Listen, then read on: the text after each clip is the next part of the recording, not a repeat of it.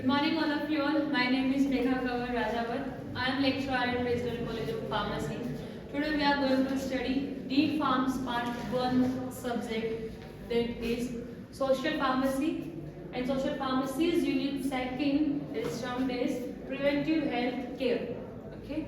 As we already discussed about demography and demography cycles, factor of demography, objective of demography in our previous class.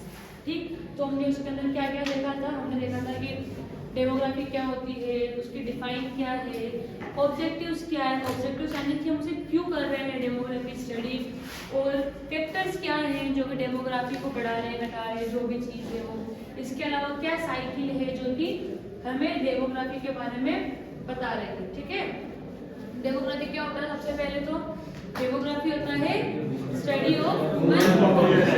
Study मतलब कि उसके बारे में पढ़ना, उसको उसका जानना, उसको ह्यूमन यानी कि हम ह्यूमन बीइंग जो इंसान है, पॉपुलेशन यानी कि जनसंख्या। ठीक है, तो स्टडी ऑफ ह्यूमन पॉपुलेशन है हमारा डेमोग्राफी। इसके अंदर आते हैं ऑब्जेक्टिव्स। हम ऑब्जेक्टिव्स क्या होंगे?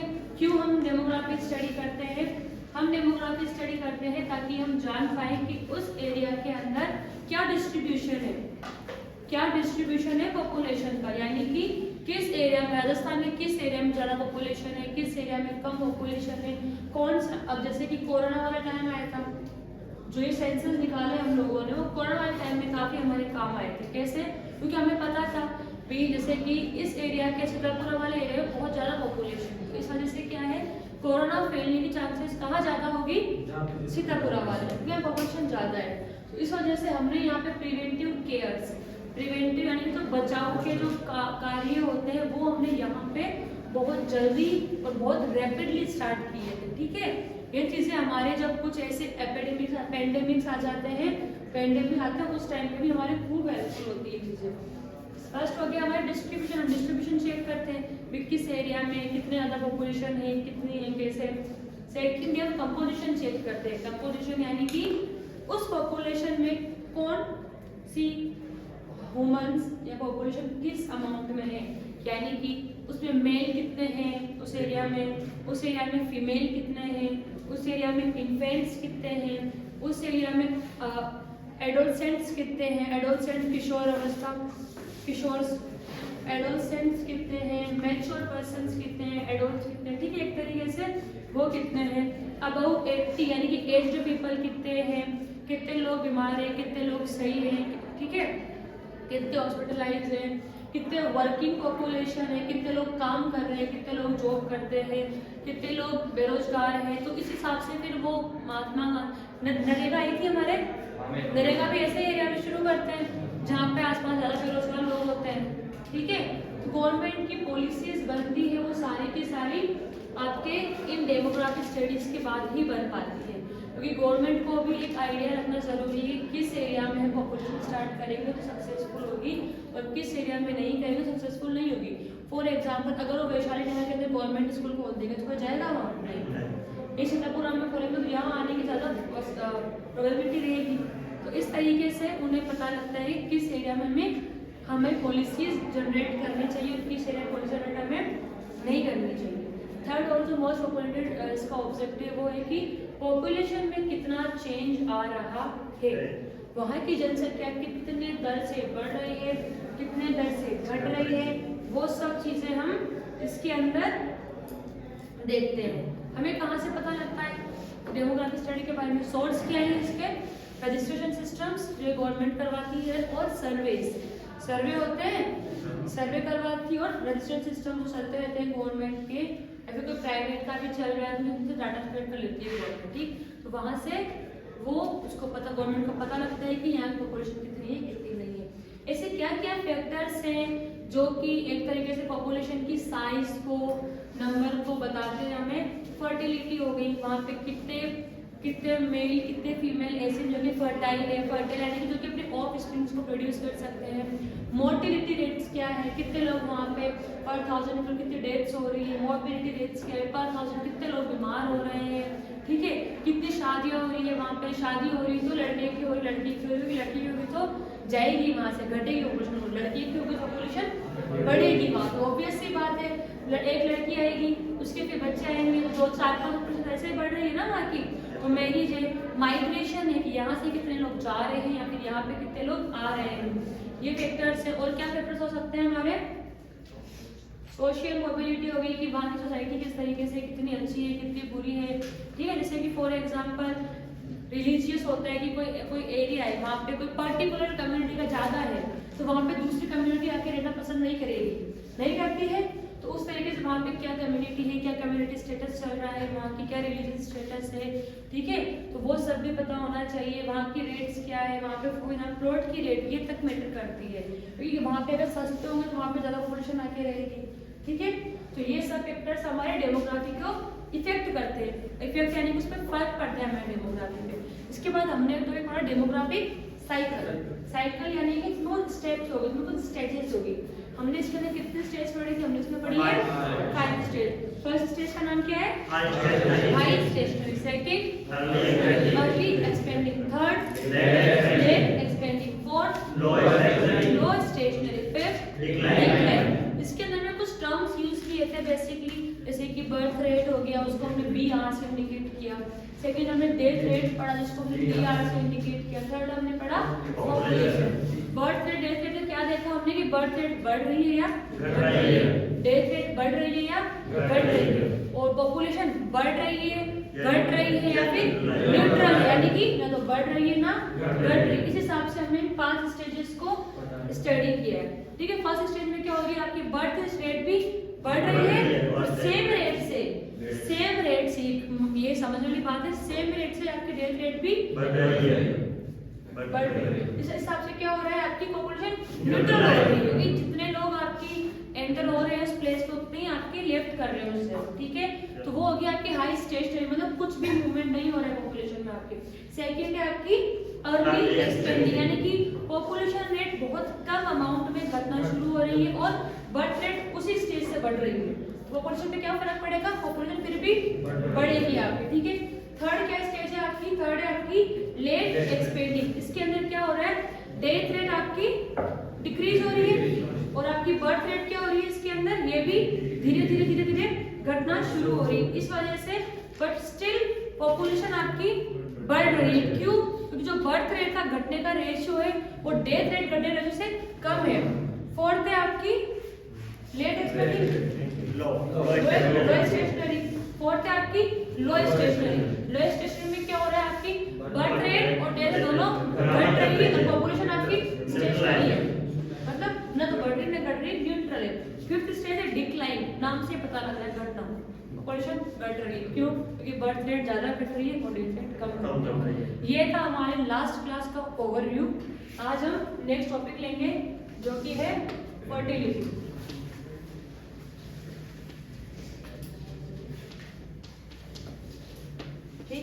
फर्टिलिटी क्या होता है, फर्टिलिटी होती है एबिलिटी टू प्रोड्यूस ऑफस्प्रिंग, वो क्षमता होती है जिससे कि मेल और फीमेल अपने आगे आने वाले जनरेशंस को प्रोड्यूस कर सके, वो होती है फर्टिलिटी। अगर कोई फीमेल या कोई मेल प्रोड्यूस नहीं कर सकता है अपनी जनरेशन, अपने ऑफस्प्रिंग, जनरेशन के लिए क्या वर्ड यूज करेंगे यहाँ पे, ऑफस्प्रिंग, ये वर्ड हम लिखते हैं यहाँ पे, ठीक है। फर्टिलिटी डिफाइन क्या है, फर्टिलिटी की डिफाइन भी हमें लिखनी होगी, इसमें क्या लिखेंगे,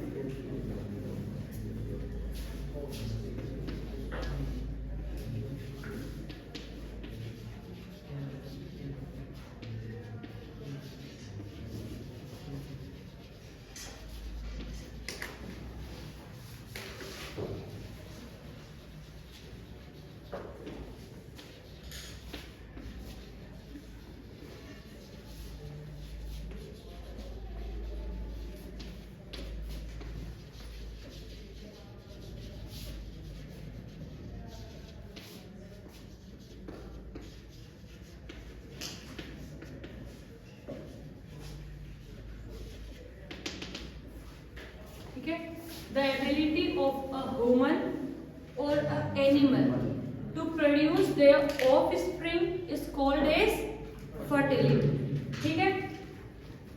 फर्टिलिटी रेट मतलब क्या होता है, एक्चुअल बियरिंग ऑफ चाइल्ड, ठीक है। इससे हमारी डेमोग्राफिक साइकिल पर कुछ फर्क पड़ेगा क्या, यस और नो? नहीं पड़ेगा। फर्टिलिटी रेट से हमारे डेमोग्राफिक जो स्टेटस है उस पर फर्क पड़ेगा? यस। नहीं पड़ेगा? नो? क्या पड़ेगा ना? क्यों क्यों पड़ेगा? फर्टिलिटी ज्यादा होगी तो पॉपुलेशन ज्यादा होगी वहाँ की, ऑब्वियस सी बात है, बर्थ रेट बढ़ जाएगी वहाँ की, तो हमारी पॉपुलेशन वहाँ की बढ़ेगी, तो फर्क पड़ रहा है उस चीज से। ठीक है, कुछ डेमोग्राफिक पॉइंट्स होते हैं जहाँ पे फर्टिलिटी नहीं यूज करके नेशनलिटी वर्ड यूज कर लेते हैं, तो दोनों एक दूसरे को रिप्लेस करने वाले वर्ड ही डेमोग्राफिक वाले टर्म के अंदर बात करते हैं। ठीक है, ओके। एक वुमेन होती है, उसका फर्टिलिटी पीरियड क्या होता है? 15 to 45 ईयर्स। जब एक वुमेन, एक लड़की, एक औरत, whatever word you can use, 45 की एज में पहुंचती है, 15 की एज में पहुंचती है, सॉरी, तब से वो एक ऑफस्प्रिंग प्रोड्यूस करने की एबिलिटी अपने अंदर रखती है, और जब वो 45 तक पहुंचती है तब तक वो एक ऑफस्प्रिंग प्रोड्यूस कर सकती है। बिफोर दिस नहीं कर सकती है और आफ्टर दिस नहीं कर सकती। अगर बिफोर दिस होता है, आफ्टर दिस होता है, तो उस जो ऑफस्प्रिंग आने वाला है, जो बेबी होने वाला है, उसकी हेल्थ पे बहुत बुरा इफेक्ट हो सकता है। प्रीमेच्योर बर्थ्स हो सकते हैं, या फिर कुछ भी उससे कॉम्प्लिकेशंस आ सकते हैं, तो उसकी मदर की हेल्थ को भी फर्क पड़ सकता है और चाइल्ड की हेल्थ को भी फर्क पड़ सकता है, या फिर ऐसे भी हो सकता है कि दोनों की डेथ हो जाए। ठीक है, तो जो एक बायोलॉजिकल पीरियड जो हमारे साइंटिस्ट ने हम लोगों को दिया हुआ है, वो क्या है? क्या एज है वो हमारा? 15 to 40 इयर्स ऑफ एज। यानी कि कितने साल मिल रहे हैं एक वुमेन को ऑफस्प्रिंग्स प्रोड्यूस करने के लिए? 30 साल। ठीक है, तो 30 साल तक एक वुमेन फर्टाइल होती है। क्लियर है? 15 से स्टेज है, 15 से स्टार्ट है और 45 पे खत्म है। बीच का टाइम पीरियड 30 साल का है, तो हम बोल सकते हैं कि 30 साल तक एक वुमेन प्रोड्यूस कर सकती है, अपने चाइल्ड को रिप्रोड्यूस कर सकती है। ठीक है, मैक्स टू मैक्स अगर देख के चले हम ऑन एन एवरेज स्केल, तो 15 बच्चे प्रोड्यूस कर सकती है एक वुमेन मैक्सिमम। अगर अबाउट दिस वो प्रोड्यूस कर रही है, तो उसकी हेल्थ बहुत बुरी तरीके से खराब होने वाली है, और बिलो दिस तो कोई इशू है। क्लियर है? अगर about 15 is the maximum capacity of a woman to produce their child.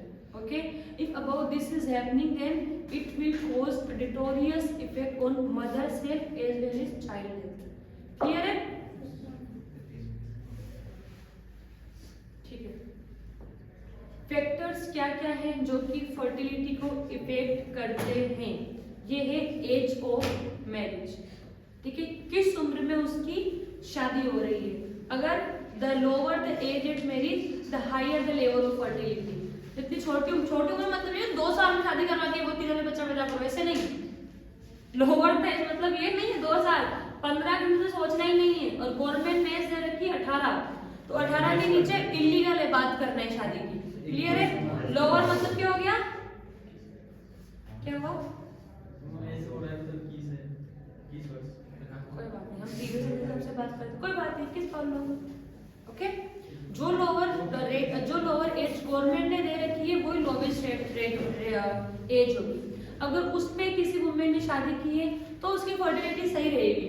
ठीक है, वो एक अच्छी एज के अंदर, वो एक ठीक एज के अंदर अपने ऑफस्प्रिंग प्रोड्यूस कर पाएगी, अपने चाइल्ड बच्चे पैदा कर पाएगी। इस वजह से क्या होगा कि वो जब तक एक दोनों की सही समान रूप से बढ़ेगी, मदर की भी बढ़ेगी, चाइल्ड की भी बढ़ेगी। मदर भी एक सही एज में पहुंचेगी, चाइल्ड भी सही एज में पहुंचेगा, तो सही से पूरा फैमिली का इकोसिस्टम सही मेंटेन हो पाएगा।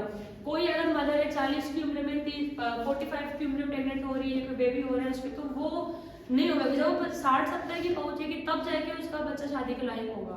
तो वो मैरिज इकोसिस्टम और फैमिली इकोसिस्टम सही से बैलेंस नहीं हो पाएगा उसका। ठीक है, क्लियर है? ठीक है, ड्यूरेशन ऑफ मैरिड लाइफ, कितनी उम्र तक उसकी शादी चल रही है, दोनों की, मेल और फीमेल की, उसका भी बहुत ज्यादा फर्क आता है आपकी फर्टिलिटी के ऊपर। ठीक है, 60 to 80% ऑफ बर्थ होते हैं वो स्टार्टिंग के 15 साल के अंदर, शादी के 15 साल के अंदर वो बर्थ होके कंप्लीट हो चुके होते हैं बेबीज के। ठीक है, इस वजह से अर्ली ईयर्स होते हैं उन्हीं को ही गवर्नमेंट प्रमोट करती है फैमिली प्लानिंग करने के लिए। समझ में आ रहा है मैंने क्या बोला? फर्स्ट पॉइंट हमने देखा है कि एज ऑफ मैरिज, किस उम्र में लड़का और लड़की शादी कर रहे हैं। अगर वो एक लोअर एज आएंगे, जो गवर्नमेंट ने एज दे रही है 18-21 साल की, उसमें शादी कर रहे हैं, तो उनके बेबीज एक अच्छी हेल्थ के अंदर होंगे, एक अच्छी कंडीशन में होंगे, घर का इकोसिस्टम बिल्कुल सही रहेगा, क्योंकि दोनों के दोनों एक करियर सेटिंग पोजीशन में होंगे उस टाइम पेरेंट्स में। सेकंड है ड्यूरेशन ऑफ मैरिज, कितनी लंबी शादी चल रही है, उसके ऊपर भी आपके जो चिल्ड्रंस हैं उनका होना डिपेंड करता है। एक सेंसस के अकॉर्डिंग, एक जो सर्वेस करवाते हैं, सर्वे के अकॉर्डिंग ये बोला गया है कि 60 to 80% बर्थ, जितने भी 60 से 80% बच्चे हो रहे हैं शादी के बाद, तो वो 15 साल के अंदर अंदर हो रहे हैं। जैसे किसी ने 20 साल की उम्र में शादी की है, तो जब वो कितने साल की हो जाएगी, 35, जब तक उसके बेबीज होके कंप्लीट हो चुके होंगे और वो जो भी अपना कॉन्ट्रासेप्टिव मेथड टर्मिनेशन का वो प्रोसीड कर चुकी होगी। क्लियर है? ये फर्टिलिटी के पॉइंट है। स्पेसिंग ऑफ चिल्ड्रन, कितना कितना स्पेस देना है एक बेबी से दूसरे बेबी के अंदर, वो भी इफेक्ट करता है फर्टिलिटी को। ठीक है, अगर आप लगातार हर साल ही बेबी प्रोड्यूस करे जा रहे हैं, तो उससे मेल और फीमेल दोनों की फर्टिलिटी पे इफेक्ट आएगा और फीमेल की हेल्थ पे बहुत ज्यादा फर्क आएगा। ठीक है, और स्पेसिंग जरूरी होती है, क्यों? क्योंकि लैक्टेशन का टाइम होता है, जब ब्रेस्ट फीडिंग होती है, उस टाइम पे एक मदर सेकंड चाइल्ड को ऐसे नॉर्मली तो कंसीव नहीं कर सकती है, वो उसकी हेल्थ के लिए अच्छा नहीं होता है, बट कुछ चांसेस के अकॉर्डिंग वो कंसीव कर भी लेती है, तो कुछ वुमेन्स बच जाती है, बट स्टिल या तो बेबी की हेल्थ पे फर्क रहेगा या फिर मदर की हेल्थ पे फर्क रहता है उस चीज से। ठीक है, तो स्पेसिंग बहुत ज्यादा जरूरी होती है जब वो चाइल्ड प्रोड्यूस करते हैं, तो उसके बीच में कम से कम 1 साल का गैप होना जरूरी होता है दोनों के बीच में। ठीक है, वरना फर्टिलिटी घट जाएगी। क्लियर है? थर्ड है, फर्स्ट क्या हो गया, एज ऑफ मैरिज, सेकंड हो गया, और ये पॉइंट्स लिखे हुए थे, बस को लिख लो, आपके टेस्ट में लिखे हुए नहीं होते आपके, तो लिखे हुए हैं ना सबके ये, तो लिख लो, कोई बात नहीं लिखे हुए तो। Age at marriage, age marriage 15 to 45 years age of women can reproduce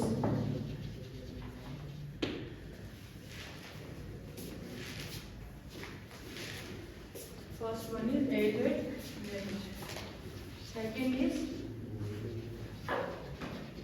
duration of marriage, 60 to 80%, 60 to 80% childs reproduce, 60 to 80% childs reproduce during, in between, starting 15 years of marriage.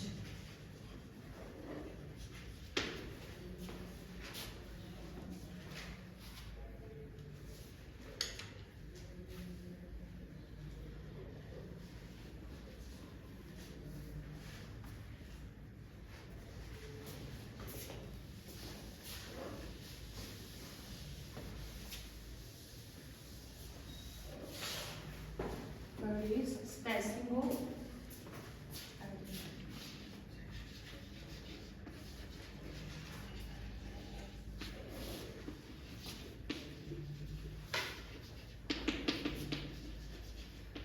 spacing can reduce fertility. Spacing can reduce fertility.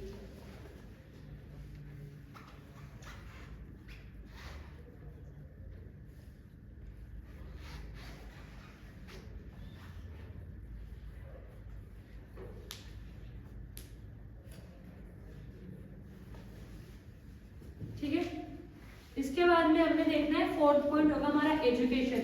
जितने ज्यादा educated आपके couples होंगे, दोनों couples होंगे, उतना ज़्यादा उनको knowledge होगा किस तरीके से फैमिली प्लानिंग करनी है, किस तरीके से चाइल्ड को प्रोड्यूस करना है, किस तरीके से उसको आपको सर्वाइव करवाना है इस वजह। ठीक है। Fifth one is economic status. जितना ज़्यादा उनके पास इकोनॉमी होगी, जितना ज़्यादा सोर्सेस उनके पास मनी इनकम होगा, उतने अच्छे से वो उसको ग्रो करवा पाएंगे। ठीक है, चाइल्ड को। इकोनॉमिक स्टेटस का वैसे देखो तो इन्वर्सली रिलेशन होता है फर्टिलिटी के साथ में, क्योंकि जो रिच होते हैं वो प्रीफर नहीं करते इतना ज़्यादा बेबीज प्रोड्यूस करना, वो एक हुआ डेट्स इनफ। ठीक है। इसके बाद है कास्ट एंड रिलीजन। बहुत से रिलीजन ऐसे होते हैं जिनके अंदर 10-20 साइट्स प्रोड्यूस कर देते हैं, और बहुत सो में 1 या 2 इज इनफ। ठीक, तो उसका भी फर्क पड़ता है, रिलीजन, कास्ट, उसका भी फर्क पड़ता है बहुत ज़्यादा। न्यूट्रिशन का फर्क पड़ता है, जितना अच्छा न्यूट्रिशन मिलेगा फीमेल मेल को, उतना अच्छा उनकी फर्टिलिटी होती है, उतना अच्छे तरीके से वो लोग बियर करेंगे फर्टिलिटी के टाइम पे। बहुत से लोगों की फर्टिलिटी अगर बॉडी वेट भी है, अगर उन्हें न्यूट्रिशन नहीं मिला किसी भी कारणवश से, बचपन से नहीं मिला है उन्हें, तो क्या होगा, तो उनकी हेल्थ नहीं बन पाएगी। उनकी हेल्थ नहीं बन पाएगी, जिस टाइम वो वुमेन बियर करेगी उस चाइल्ड को अपने बॉडी के अंदर, उस टाइम उसको कैरी नहीं कर पाएगी। क्यों? क्योंकि उस टाइम में ड्यूअल न्यूट्रिशन देना पड़ेगा, एक तो खुद के लिए और एक उस बेबी के लिए। तो जब वो खुद का ही न्यूट्रिशन पूरा नहीं कर पा रही, तो बेबी को क्या न्यूट्रिशन देगी वो? इससे क्या होगा, उसका मिसकैरेज हो जाएगा और फर्टिलिटी उसकी लूज होने की चांसेस रह जाएगी। ठीक है, क्योंकि एक बार मिसकैरेज हो जाता है तो जो हमारी इनर लाइनिंग होती है एंडोमेट्रियम की, वो दूसरी बार कंसीव करने के अंदर बहुत ज़्यादा दिक्कत क्रिएट करता है। अगर दिक्कत क्रिएट होगी तो उसकी फर्टिलिटी ऑटोमेटिकली लॉस हो जाएगी। ठीक है। फैमिली प्लानिंग बहुत ज़्यादा ज़रूरी होती है हमें फर्टिलिटी मेंटेन करने के लिए, ऑफस्प्रिंग्स प्रोड्यूस करने के लिए। ठीक है। तो आज हमने पढ़ा डेमोग्राफी का रिवीजन देखा था, फिर फर्टिलिटी का देखा था। फर्टिलिटी क्या होता है? फर्टिलिटी होता है एबिलिटी ऑफ पर्सन, वुमन और animal to produce their offsprings. ठीक है। इसके बाद हमने कुछ एज देखे, कुछ क्राइटेरिया देखे, कुछ पॉइंट्स देखे जो कि हमारी फर्टिलिटी को अफेक्ट कर रहे हैं। एज क्या देखी हमने इसके अंदर? एक वुमेन की एज जब 15 से 45 तक, 15 to 45 को रीच करती है, तो वो उसकी एक प्रिफरेबल एज होती है फर्टिलिटी की। ठीक है। और 30 ईयर तक एक वुमेन फर्टाइल रहती है। इसके अंदर फैक्टर्स देखे हमने। फैक्टर्स क्या देखे हैं? एज एट मैरिज, किस उम्र में शादी हो रही है, उसका बहुत ज़्यादा फर्क पड़ता है फर्टिलिटी में। अगर लेट में शादी करेगी, 30 के ऊपर शादी करेगी, तो वो फर्टिलिटी उसकी लूज होना शुरू हो जाएगी। ड्यूरेशन ऑफ मैरिज में हमने क्या देखा है कि जितने भी चाइल्ड्स होते हैं, जितने भी बच्चे होते हैं, शादी के 15 साल के अंदर हो जाते हैं। तो 60 to 80% चाइल्ड्स आपके शादी के 15 साल के अंदर होते हैं। ठीक है। थर्ड देखा है हमने स्पेसिंग ऑफ बर्थ। जितना ज़्यादा स्पेस देंगे फर्टिलिटी कम होती जाएगी, जो ठीक है। उसके बाद हमने देखा इकोनॉमिक स्टेटस। जितना ज़्यादा पैसा होगा उतने उस तरीके से न्यूट्रिशन मिल पाएंगे, उस तरीके से फर्टिलिटी मेंटेन कर पाएंगे अपने। एजुकेशन देखा है, कपल को अगर एजुकेशन होगी तो वो अच्छे तरीके से अपनी फर्टिलिटी कंसीव करेंगे, उस चाइल्ड की ग्रोथ करवाएंगे। कास्ट रिलीजन देखा है, उन्होंने ये देखा है कि बहुत सारे रिलीजन ऐसे होते हैं कि 10-20 चिल्ड्रंस नॉर्मल होते हैं, बट बहुत से रिलीजन ऐसे होते हैं जिनमें कि 1 या 2 आर इनफ। ठीक है। इसके बाद हमने देखा है फैमिली प्लानिंग में क्या होता है, किस तरीके से हमें चाइल्ड को प्रोड्यूस करना है, किस तरीके से कितना साल का गैप रखना है, कितना उसे कुछ ग्रो करवाने से आपसे फैमिली प्लानिंग को पहले से करते, तो उस तरीके से फर्टिलिटी बहुत सही रहती है। लास्ट देखा हमने न्यूट्रिशन मिलना बहुत ज़रूरी होता है।